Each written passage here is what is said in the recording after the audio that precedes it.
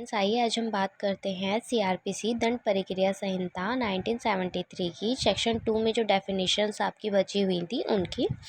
Section 2H क्या कहती है? अन्वेषण, इन्वेस्टिगेशन के अंतर्गत वे सब कार्यवाहियाँ आती हैं जो इस संहिता के अधीन पुलिस अधिकारी द्वारा या मजिस्ट्रेट से भिन्न किसी भी ऐसे व्यक्ति द्वारा मजिस्ट्रेट द्वारा इस निमित्त प्राधिकृत किया गया है साक्ष्य एकत्र करने के लिए की जाए। ये तो आपकी थी law language. In a simple language क्या है? जो अन्वेषण होता है, इन्वेस्टिगेशन होता है, वो किसी भी पुलिस ऑफिसर या मजिस्ट्रेट के ऑर्डर होने पर कोई भी व्यक्ति उस चीज़ की जांच कर सकता है। मतलब ऐसा प्राधिकृत व्यक्ति जो कि पुलिस ऑफिसर हो सकता है या फिर मजिस्ट्रेट द्वारा कोई भी ऐसा व्यक्ति हो सकता है जो इन्वेस्टिगेशन करता है। क्योंकि कभी कभी ऐसा होता है कि पुलिस ऑफिसर के अलावा कोर्ट से भी कभी कभी किसी को भेज दिया जाता है इन्वेस्टिगेशन के लिए। कोई स्पेशल इन्वेस्टिगेशन ऑफिसर भी होता है ना, तो जो कि एविडेंस को क्या करता है? कलेक्ट करता है। मेनली उसका जो काम होता है वो एविडेंस कलेक्ट करना होता है और एविडेंस कलेक्ट करके कोर्ट में उनको प्रेजेंट करना होता है। ठीक है। इन इंग्लिश क्या है आपकी? Investigation include all the proceeding under this code for the collection of evidence conduct by a police officer or by any person other than magistrate who is authorized by a magistrate in this behalf.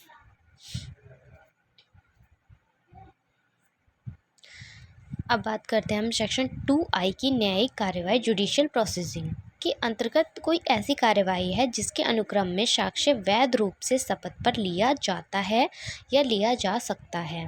Means क्या है? जो judicial processing होती है आपकी, वो ये होती है कि जो कोर्ट के ही उसमें, मतलब कोर्ट के ही सामने जो कोई भी जो साक्ष्य है वो वैध है या नहीं है, वैध रूप से मतलब शपथ पर ही लिया जाता है और मतलब कोर्ट में पेश किया जाता है। इन इंग्लिश क्या है? Judicial proceeding includes any proceeding in the court of which evidence is or may be legally take on oath. ठीक है। सेक्शन 2J क्या है आपके? स्थानीय अधिकारिता, लोकल जुरिस्डिक्शन। वह स्थानीय क्षेत्र अभिप्रेत है जिसके भीतर ऐसा न्यायालय या मजिस्ट्रेट इस संहिता के अधीन सभी यकीनी पावर्स का यूज़ कर सकता है जो राज्य सरकार द्वारा विनिर्दिष्ट करें। स्थानीय अधिकारिता होती क्या है? ये होती law language, but in simple language क्या है आपकी? स्थानीय अधिकारिता मतलब जो सरकार द्वारा मतलब किसी भी ऑफिसर को दी जाती है कि भाई उनका एक मतलब एरिया बना होता है कि भाई यहाँ से यहाँ तक का मतलब ये आपके जुरिडिक्शन में स्थानीय अधिकारिता जो ये आपकी है। जैसे भाई थाने होते हैं, हर एरियाज़ के अलग अलग बटे होते हैं, उसी तरीके से जो कोर्ट में भी होता है। जैसे ADJ 11 है तो वो कौन कौन से क्षेत्रों को देखेगी। JM फर्स्ट है जुडिशियल मजिस्ट्रेट आपकी, और CJM है। तो कई टाइप्स की जो कोर्ट होती है सबकी स्थानीय अधिकारिता अलग अलग होती है। तो मेनली जो ये यहाँ पर बात हो रही है स्थानीय अधिकारिता की, भाई कितना तुम्हें अधिकार दिया गया है। ठीक है। इन इंग्लिश है आपकी local jurisdiction in relation to court or magistrate means the local area within which the court or magistrate may exercise all or any of its or his powers under this code as the state government may by notification specify।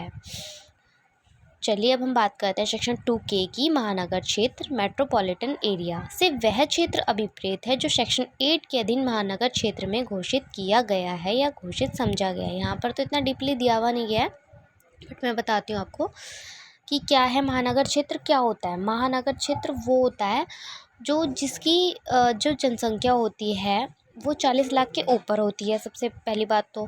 ठीक है। और second वो CRPC में section 8 में इसको महानगर क्षेत्र में पूरा डीपली तरीके से डिफाइन किया गया है।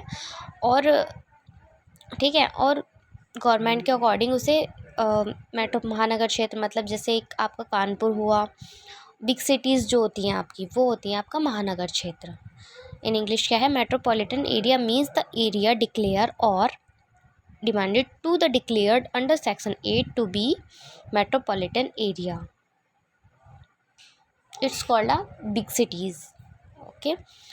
असंज्ञ अपराध, नॉन कॉग्निजेबल ऑफेंस से ऐसा अपराध अभिप्रेत है जिसके लिए, और असंज्ञेय मामला से ऐसा मामला अभिप्रेत है जिसमें पुलिस अधिकारी किसी भी व्यक्ति को बिना वारंट के गिरफ्तार नहीं कर सकती। मीन्स क्या कि जो आपका असंज्ञेय अपराध होता है वो क्या होता है, वो होता है कि जो मतलब जो हमारे बड़े अपराध होते हैं वो नहीं होते हैं, छोटे मोटे जो अपराध होते हैं जिसके लिए पुलिस को वारंट के बिना किसी भी क्रिमिनल को अरेस्ट नहीं कर सकती। सबसे पहले उसे रिटन स्टेटमेंट में क्या देना होता है, वारंट देना होता है कि भाई हर कोई जानना चाहता है कि हमें गिरफ्तार करने का कारण क्या है ना। तो ये छोटे मोटे अपराध जो होते हैं और इसमें ज़्यादा सजा का प्रावधान भी नहीं है, तो वही हमारे असंज्ञेय अपराध होते हैं जो गंभीर प्रकृति के नहीं होते हैं, है ना। तो इन इंग्लिश क्या है, non cognizable offenses means an offense for which non cognizable case means a case in which a police officer has no authority to arrest without warrant। चलिए, थैंक्स।